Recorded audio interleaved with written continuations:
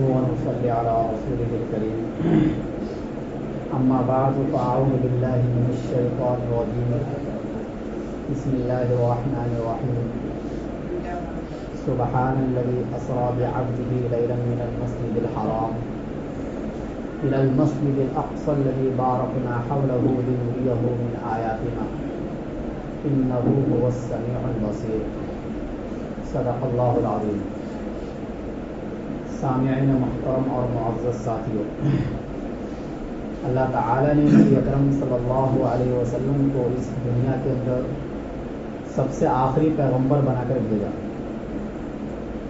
اور بے شمار معجزات سے اللہ تعالیٰ نے نبی اکرم صلی اللہ علیہ وسلم کو نوازا، جن میں سب سے بڑا معجزہ اللہ کے نبی صلی اللہ علیہ وسلم کا قرآن مجید ہے کہ رہتی دنیا تک کے لیے یہ چیلنج ہے کہ اس جیسا کلام کوئی پیش نہیں کر سکتا ہے. لیکن اس کے بعد دوسرے نمبر پر جو سب سے بڑا معجزہ ہے نبی صلی اللہ علیہ وسلم کا، وہ معراج کا معجزہ ہے. اس کائنات کا ایک عظیم ترین معجزہ جو کسی بھی پیغمبر کو اتنا بڑا معجزہ نہیں دیا گیا، اور اللہ کے نبی صلی اللہ علیہ وسلم کا صرف یہی ایک معجزہ اگر ہوتا تو سارے پیغمبروں کے معجزے کے مقابلے میں یہ کافی ہو جاتا. لیکن اللہ کے نبی صلی اللہ علیہ وسلم کی پوری زندگی میں وقتاً فوقتاً الگ الگ معجزے ظاہر ہوتے رہے ہیں، لیکن قرآن کریم کے بعد سب سے بڑا معجزہ معراج کا معجزہ ہے. جب نبی اکرم صلی اللہ علیہ وسلم کو مکہ والوں نے بہت تکلیف سے دوچار کیا اور اسی طریقے سے طائف والوں نے بھی بہت ہی زیادہ تکلیف دی، تو خود اللہ تعالیٰ نے سوچا کہ پیغمبر محمد صلی اللہ علیہ وسلم کو ایسے مقام تک پہنچایا جائے اور وہ نظارے دکھائے جائیں جو ابھی تک غیب میں ہیں، اور اللہ کے نبی صلی اللہ علیہ وسلم اپنی آنکھ سے ان چیزوں کا مشاہدہ کر لے، تاکہ ایک طریقے سے تسلی اور سکون اللہ کے نبی صلی اللہ علیہ وسلم کو مل جائے. اللہ کے نبی صلی اللہ علیہ وسلم کا یقین تو اس کائنات میں سب سے بڑا یقین ہے ان چیزوں پر، اس میں کوئی شک و شبہ نہیں. لیکن یقین کی 3 قسمیں ہوتی ہیں جس کو اللہ تعالیٰ نے سورہ تکاثر کے اندر بیان فرمایا. ایک ہوتا ہے علم الیقین، ایک ہوتا ہے عین الیقین، ایک ہوتا ہے حق الیقین. علم الیقین کا مطلب یہ ہوتا ہے کہ کسی چیز کا علم آپ کو حاصل ہو گیا اور اس علم کے ذریعے سے اس چیز کا یقین آپ کو ہو جائے. اور عین الیقین کا مطلب ہوتا ہے آپ آنکھوں سے ان چیزوں کو دیکھ لیں. اور اس سے اوپر کی بھی ایک چیز ہوتی ہے حق الیقین، کہ کسی طریقے کا کوئی تردد اور شک و شبہ ان چیزوں کے اندر نہ ہو. اس کو ایک مثال سے میں سمجھاؤں کہ کہیں آپ کو دھواں نظر آیا، دھواں دیکھ کر آپ نے آگ کا پتہ لگا لیا کہ آگ ہوگی تب دھواں نظر آ رہا ہے، تو یہ علم الیقین ہے. یعنی دھوئیں کے علم سے آپ نے آگ کا پتہ لگا لیا، پھر آپ نے جا کر اس آگ کو دیکھ بھی لیا، تو یہ ہو گیا عین الیقین، یعنی آنکھوں سے دیکھنے کے بعد وہ علم آپ کو حاصل ہو گیا. اور پھر ایک ہوتا ہے کبھی کبھی انسان کو تردد ہوتا ہے کہ میں نے جو دیکھا یہ آگ ہی ہے یا کوئی اور چیز ہے. آپ نے اس سے اوپر کا بھی علم حاصل کر لیا کہ نہیں یہ آگ ہی ہے.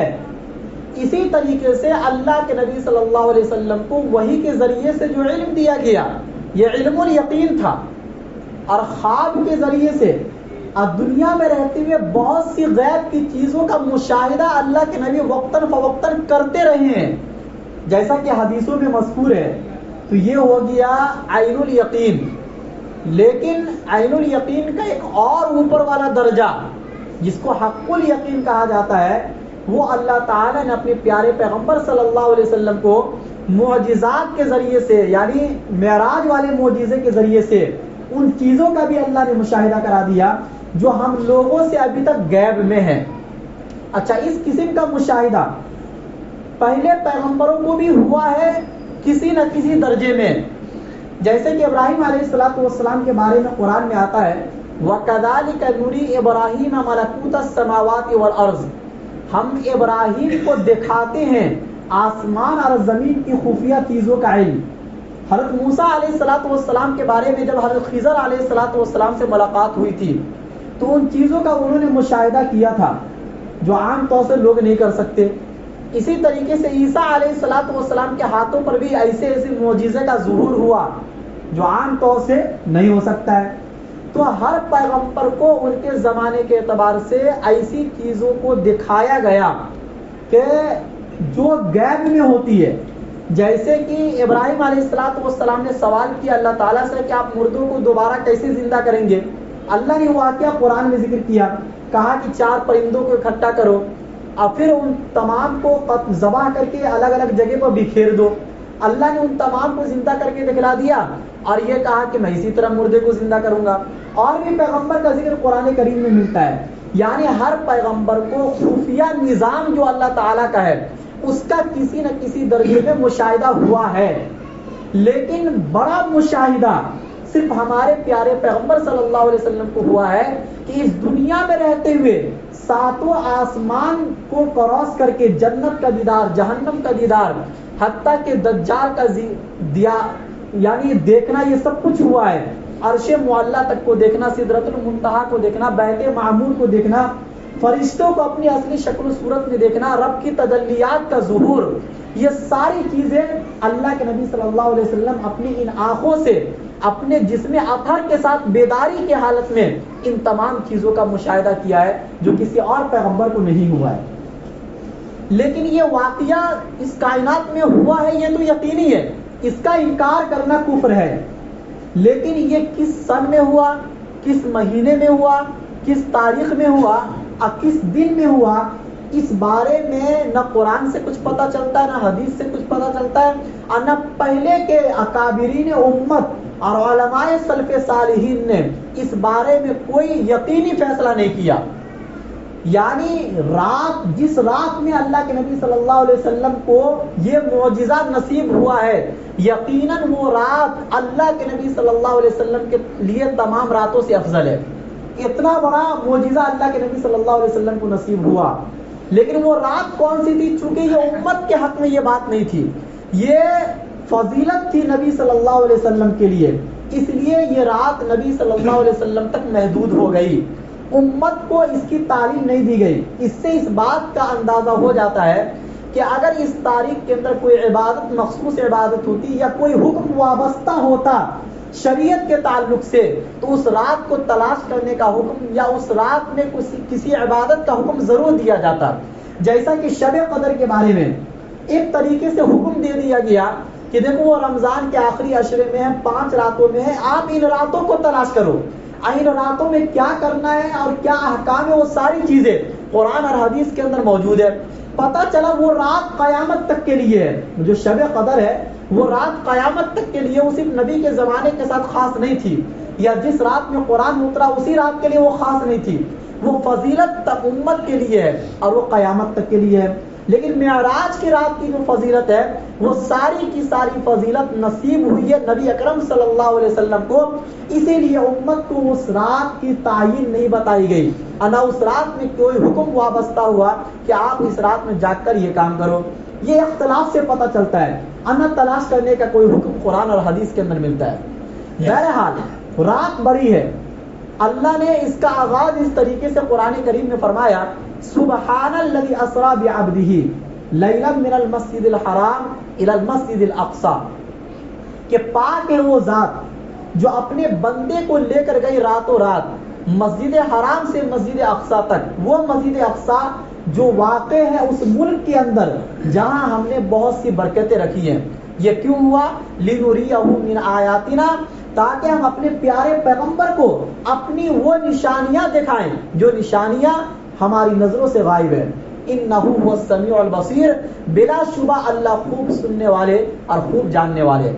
اب اس کا آغاز دیکھو کس طریقے سے ہوتا ہے.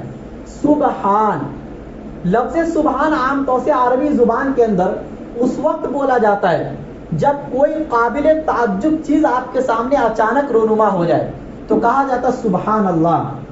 عجیب چیز جب ظاہر ہو جاتی ہے, یہاں سے اس بات کا اعتراض جو ہوتا وہ ختم ہو گیا کہ آج کل لوگ یہ کہتے ہیں کہ بھائی سائنس ان چیزوں کو نہیں مانتی ہے, اولاً تو پہلے کے لوگ آسمان کو نہیں مانتے تھے کہ آسمان کا وجود ہے.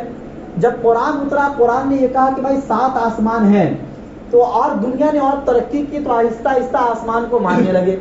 جب آسمان ماننے لگے، جب ان کے سامنے یہ بات آئی کہ اللہ کے نبی ایک رات کے اندر 7واں آسمان کے اوپر گئے، تو انہوں نے کہا کہ ایسا نہیں ہو سکتا ہے. تو دیکھو یہ سائنس کے ٹاپک سے باہر ہے، کیونکہ ہم اس کو کیا مانتے ہیں؟ معجزہ. اور معجزہ میں سارا اختیار اللہ کے پاس ہوتا ہے، بندوں کے پاس نہیں ہوتا ہے. اور اللہ وہ ذات ہے جو سیکنڈوں میں، کیا سیکنڈ سے سیکنڈ جو کم وقت ہوتا ہے اس میں بھی پوری کائنات کو تہس نہس کر سکتے ہیں. اور دیکھو سائنس کا علم جو ہوتا ہے وہ محدود ہوتا ہے. سائنس کتنی بھی ترقی کر لے اور کتنی بھی بڑی بڑی مشینیں ایجاد کر دے، وہ سب کے سب آپ کے عقل کے دائرے میں آتی ہے. اور ہماری عقلیں اور ہماری نگاہیں اور ہماری ہر ایک چیز یہ محدود ہے. محدود چیز کے ذریعے سے ایک غیر محدود چیز کا آپ اندازہ نہیں لگا سکتے. اللہ کا جو علم ہے، اللہ کی جو بصارت ہے، وہ ساری کی ساری غیر محدود ہے. آپ غیر محدود کا پتہ لگا رہے ہو ایک محدود چیز کے ذریعے سے، یہ تو عقل سے باہر کی چیز ہے.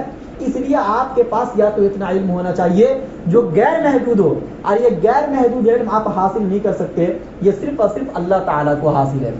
تو اللہ نے جب کہہ دیا کہ یہ کرنے والا میں ہوں، سبحان الذی اسری بعبدہ، اللہ اپنے بندے کو لے کر جا رہے ہیں اور رات کے تھوڑے سے حصے میں یہ سارا کام ہو رہا ہے، تو اللہ کے لیے کوئی مشکل چیز نہیں ہے. لہذا جو انسان خدا کو نہیں مانتا ہے، پہلے اس سے یہ کہا جائے گا کہ آپ معراج کے ٹاپک پر بات کرنے سے پہلے اس بات پر بات کرو کہ خدا کا وجود ہے یا نہیں ہے. جو انسان خدا کو مان لے گا اور جو انسان یہ مان لے گا کہ اللہ ہر چیز پر قادر ہے، تو اس کو کسی بھی بات پر کوئی اعتراض نہیں ہوگا. تو جو ہمارا عقیدہ اور ایمان ہے کہ اللہ ہر چیز پر قادر ہے، تو معراج کا معجزہ تو اللہ کی نظر میں کوئی بڑی چیز نہیں ہے. ہم امتیوں کے لیے اور اللہ کے نبی کے لیے تو بہت بڑا معجزہ ہے، لیکن اللہ کی نظر میں یہ سارے کام ہونا، جب حضرت جبرائیل علیہ السلام اللہ کے پاس وحی لے کر آتے ہیں تو کتنا منٹ لگتا تھا وحی لے کر آنے میں؟ سیکنڈ بھی نہیں لگتا رہا ہوگا. اب فٹاک سے وحی لے کر آ جاتے تھے. جب جبرائیل امین اتنا تیزی والا سفر کر سکتے ہیں، تو اللہ کے نبی کا سفر کن کے ساتھ ہوا ہے؟ ارے جبرائیل امین کے ساتھ ہوا ہے.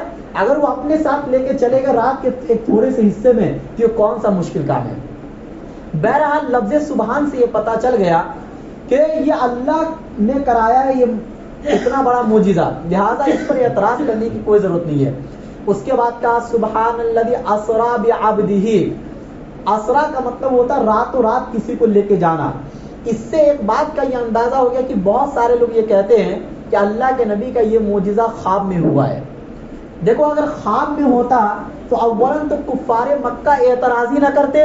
اتنا بڑا جو اعتراض ان لوگوں نے کیا کہ بھائی راتوں رات اتنا بڑا کام کیسے ہو سکتا ہے. خواب میں تو کوئی بھی کہیں سے کہیں چلا جاتا ہے، اگر وہ خواب آپ کے سامنے بیان کرے تو آپ کو کوئی اعتراض نہیں ہوتا ہے، کیونکہ خواب میں انسان کہیں بھی جا سکتا ہے. پتہ چلا کہ یہ خواب کا واقعہ نہیں ہے. دوسرے لفظ اسرا اس بات پر دلالت کرتا ہے کیونکہ قرآن میں لفظ اسرا کئی مقام پر آیا ہے.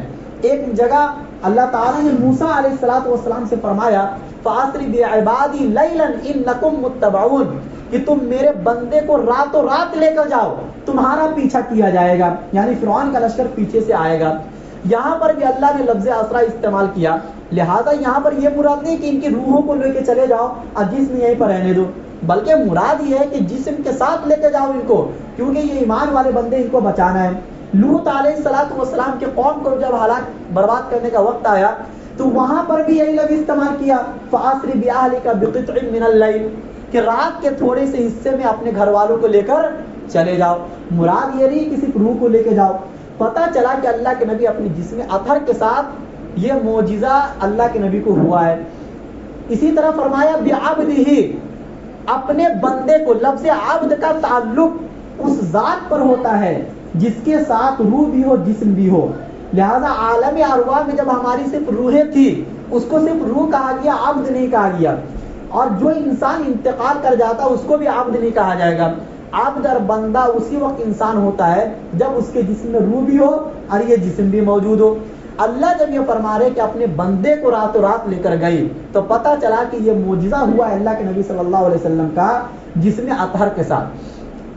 اس سے ایک بات کا اندازہ اور لگتا ہے کہ اللہ کے نبی صلی اللہ علیہ وسلم کا اتنا بڑا معجزہ اور اللہ کے نبی صلی اللہ علیہ وسلم کو بے شمار صفات کے ذریعے سے اللہ نے پکارا ہے، کہیں یا ایھا المزمل کہا، کہیں یا ایھا المدثر کہا، کہیں طٰہٰ فرمایا، کہیں شاہدا و مبشرا و نذیرا و داعیا الی اللہ باذنہ و سراجا منیرا۔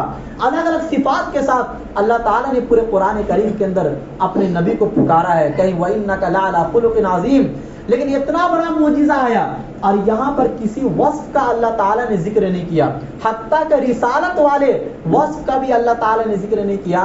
اگر کسی وصف کا ذکر کیا تو وہ بندگیت والے وصف کا ذکر کیا، اس بات کو بتلانے کے لیے کہ اتنا بڑا معجزہ رونما ہونے کے باوجود بھی اللہ کے پیارے پیغمبر صلی اللہ علیہ وسلم میرے بندے ہیں اور وہ بندے ہیں۔ یہی بات مجھے سب سے زیادہ پسند ہے، وہ بندے بن کر رہنا چاہتے ہیں اور بندے بن کر وہ زندگی گزارتے ہیں، اور ان کے تمام اقوال اور افعال سے صرف بندگی ٹپکتی ہے۔ یہی بات مجھے سب سے زیادہ اچھی لگی، اس لیے میں نے معراج کے سفر پر ان کو بلایا۔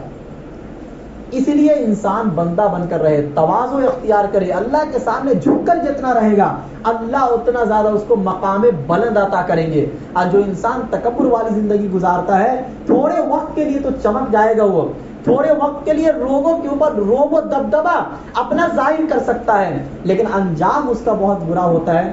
انجام تو ان لوگوں کا ہی اچھا ہوتا ہے جو تواضع والی زندگی گزارتے ہیں۔ بہرحال سبحان الذی اسریٰ بعبدہ لیلا من المسجد الحرام، لفظ لیل سے اللہ تعالیٰ نے یہ فرمایا کہ رات کے تھوڑے سے حصے میں ہوا ہے، کوئی زیادہ ٹائم اس کے لیے نہیں لگا ہے۔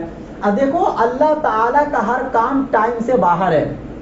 دیکھو ہم انسانوں کے لیے 24 گھنٹہ ہے نا، کہ ہمیں 24 گھنٹے میں یہ کام کرنا ہے، اور ہر کام کا ایک ٹائم ہوتا ہے کرنے کا، لیکن اللہ تعالیٰ کو کوئی کام کرنے کے لیے اس ٹائم کی ضرورت نہیں ہے۔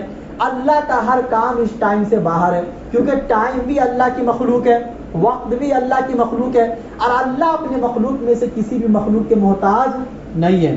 لہذا اگر اللہ تعالیٰ چاہے تو رات کے تھوڑے سے حصے میں یہ کام کرا دے، یہ کوئی بڑی بات اللہ تعالیٰ کے لیے نہیں ہے۔ من المسجد الحرام الى المسجد الاقصی، مسجد حرام سے مسجد اقصی تک کا سفر ہوا۔ اللہ نے اس موقع پر مسجد حرام کو مسجد کہا اور مسجد اقصی کو بھی مسجد کہا، حالانکہ جس وقت یہ سفر ہو رہا تھا اس وقت مسجد والے اعمال ان مسجدوں میں نہیں ہو رہے تھے، کیونکہ خود مسجد حرام کے اندر 360 بت رکھے ہوئے تھے، اور خود مسجد اقصی نصارہ کے قبضے میں تھے، یعنی مسلمانوں کے قبضے میں نہیں تھے۔ لیکن اس بات کی طرف اشارہ کر دیا کہ آئندہ چل کر اس پر مسجد والے احکام لاگو ضرور ہوں گے اور یہ آپ کے قبضے میں آنے والا ہے، اس لیے کہا من المسجد الحرام الی المسجد الاقصی۔ پھر مسجد حرام سے مسجد اقصی تک کا سفر کس طریقے سے ہوا، اس کو قرآن نے بیان نہیں کیا، اس کو حدیث نے بیان کیا۔ قرآن نے اجمالی طریقے سے جو زمینی سفر ہوا، اس زمینی سفر کو اللہ تعالیٰ نے 15ویں پارے کے پہلے پیج پر ذکر کیا، اور اللہ کے نبی کا جو آسمانی سفر ہوا ہے اللہ تعالیٰ نے اس کو سورہ نجم کے اندر بیان کیا ہے اجمالی طور سے۔ پتہ یہ چلا کہ اللہ کے نبی صلی اللہ علیہ وسلم کے زمینی سفر کا تذکرہ بھی قرآن میں ہے اور آسمانی سفر کا تذکرہ بھی قرآن میں موجود ہے۔ اگر کوئی اجمالی سفر کا بھی انکار کر دیتا ہے تو وہ کافر ہو جائے گا۔ وہ سورہ نجم میں اللہ نے بیان کیا۔ پہلے ہم زمینی سفر کو دیکھتے ہیں۔ اللہ نے فرمایا کہ جو زمین کا جو سفر ہوا ہے یہ مسجد حرام سے مسجد اقصی تک کا ہوا ہے، اور اس کی تفصیل حدیث کے اندر موجود ہے۔ وہ اس طریقے سے ہوا ہے، یہ بخاری اور مسلم تقریباً 27 یا 28 صحابہ کرام سے اس طریقے کی حدیثیں مروی ہے۔ گویا کہ یہ تمام حدیثوں کو اگر آپ ملا کر دیکھو گے تو یہ تواتر کے درجے کو پہنچ جاتی ہے، اور حد تواتر کو جو حدیث پہنچ جائے اس کا مقام و مرتبہ قرآن کے برابر ہو جاتا ہے۔ یہ امت نے فیصلہ کیا ہے۔ بہرحال جو تفصیل آپ کے سامنے معراج کے موقع کی بیان کی جائے گی احادیث کی روشنی میں، وہ تمام کے تمام اس لائق ہے تو ان میں سے کسی میں بھی شک و شبہ نہیں کیا جا سکتا۔ بہرحال سفر کا آغاز اس طریقے سے ہوا ہے کہ اللہ کے نبی آرام فرما رہے تھے گھر کے اندر، تو اچانک چھت پھٹ جاتی ہے، اور جبرائیل امین اللہ کے نبی صلی اللہ علیہ وسلم کو لے کر آتے ہیں زمزم کے کنویں کے پاس، اور چھت پھٹنا اس بات کی علامت ہے کہ آگے چل کر جو بھی سفر ہوگا وہ تمام کے تمام آپ کی عقل میں آنے والے نہیں ہے، یعنی یہ عقل سے باہر والے کام ہوں گے۔ یہ اس بات کی طرف اشارہ کر دیا۔ اور اس کے بعد اللہ کے نبی صلی اللہ علیہ وسلم کا سینہ مبارک چاک کیا گیا، حلق کے نیچے سے ناف تک اتنا سینہ مبارک کو چاک کیا گیا، اور دل مبارک کو نکالا گیا۔ دل مبارک کو جب نکالا گیا تو زمزم کے پانی سے اولاً دھویا گیا، ثم جاء بطست من ذهب، پھر سونے کا ایک تشت لایا گیا، سونے کے تشت میں ایمان اور حکمت بھری ہوئی تھی، اس ایمان اور حکمت کو اٹھا کر اللہ کے نبی صلی اللہ علیہ وسلم کے قلب مبارک میں اس کو پیوست کر دیا گیا، اور پیٹ مبارک اور جو کچھ بھی اور بھی چیزیں تھیں ان تمام چیزوں کو صاف کر دیا گیا، اور آپ کا دل مبارک اس لائق بنایا گیا کہ جب اللہ کے نبی صلی اللہ علیہ وسلم کا سفر مبارک معراج کا ہو، آسمانوں کا ہو، تو ان تمام چیزوں کو برداشت کرنے کی صلاحیت ان دلوں کے اندر آ جائے۔ جس طریقے سے بچپن میں ایک مرتبہ شق صدر ہوا تھا، وہ اس لیے ہوا تھا کہ تاکہ کھیل کود سے ہر طریقے سے پاک صاف ہو جائے اللہ کے نبی صلی اللہ علیہ وسلم۔ دوسری مرتبہ شق صدر ہوا تھا جب پہلی وحی کے اترنے کا وقت آیا تھا، تاکہ کلام اللہ شریف کا جو وزن ہے کہ اللہ نے جس کے بارے میں کہا کہ اگر میں اس کو پہاڑ پر اتار دیتا تو وہ ریزہ ریزہ ہو جاتا، اتنا وزنی کلام جب نبی صلی اللہ علیہ وسلم کو اتارا جا رہا ہے تو اس کے لیے آپ کا دل مبارک اس لائق ہونا چاہیے کہ اس کلام کے بوجھ کو برداشت کر سکے۔ اس موقع پر بھی شق صدر ہوا ہے، اور تیسرا شق صدر معراج کے موقع پر ہوا ہے، تاکہ ان آسمانی چیزوں کا جب اللہ کے نبی مشاہدہ کرے تو ایسا نہ ہو کہ اللہ کے نبی صلی اللہ علیہ وسلم ان چیزوں کو دیکھ کر رعب اللہ کے نبی پر طاری ہو جائے، خوف اللہ کے نبی پر طاری ہو جائے اور صحیح طریقے سے دیکھ نہ سکے، اس لیے شق صدر ہوا۔ جب یہ شق صدر والا کام مکمل ہو گیا تو اس کے بعد براق سواری لائی گئی۔ اس کے بارے میں آتا ہے وہ دابۃ ابیض طویل، وہ سفید جانور اور وہ لمبا جانور تھا، فوق الحمار دون البغل، جو گدھے سے بڑا اور کھچر سے چھوٹا تھا، اور اس کی تیزی اتنی زیادہ تھی کہ منتہائے نظر، یعنی آپ کی نظر جہاں تک جائے وہاں تک اس کی رفتار تھی، یعنی یہ ہمیں سمجھانے کے لیے بیان کیا گیا ہے، ورنہ اس سے بھی زیادہ اس کی تیزی تھی۔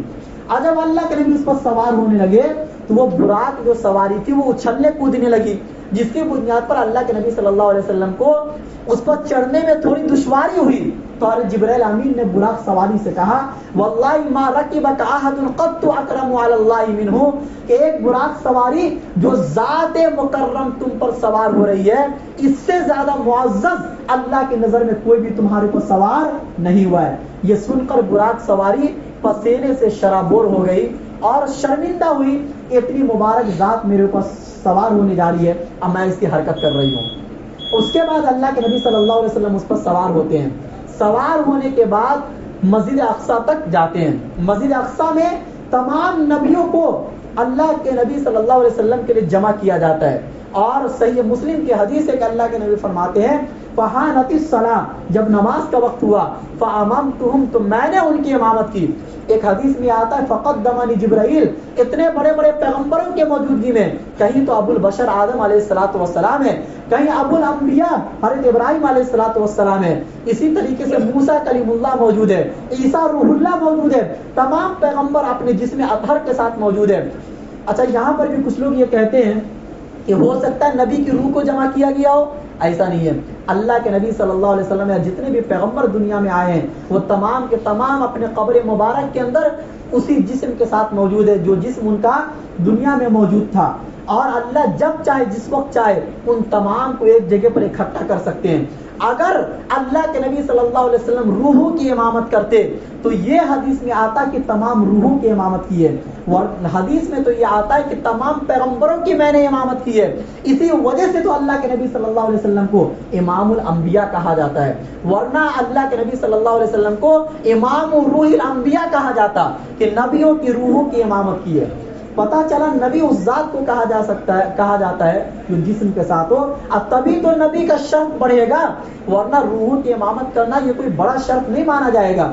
بہرحال اللہ کے نبی صلی اللہ علیہ وسلم نے بیت المقدس کے اندر تمام نبیوں کی امامت فرمائی، اور امامت فرمانے کے بعد جب اتنا بڑا معجزہ اللہ کے نبی کو مل گیا کہ اللہ کے نبی امام الانبیاء بن گئے، اب اس بیچ میں بہت سارے مشاہدات بھی ہوئے ہیں، جیسے اللہ نے فرمایا لِنُرِيَهُ مِنْ آیَاتِنَا، کہ تاکہ ہم اپنے پیارے پیغمبر کو اپنی زمینی مشاہدات دکھلائیں، یعنی جو ہماری خفیہ نظامیں ہیں ان نظاموں کو ہم دکھلائیں.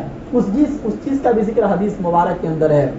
بہرحال اب یہاں سے اللہ کے نبی صلی اللہ علیہ وسلم کا آسمانی سفر ہوتا ہے, اور وہ آسمانی سفر کس انداز سے ہوتا ہے جس کو اجمالاً اللہ نے سورہ نجم کے اندر بیان کیا ہے, اور تفصیلاً اللہ کے نبی صلی اللہ علیہ وسلم نے احادیث مبارکہ کے اندر بیان کیا ہے. اللہ تعالی ہم سب کو کہنے سننے سے زیادہ عمل کرنے کی توفیق نصیب فرمائے.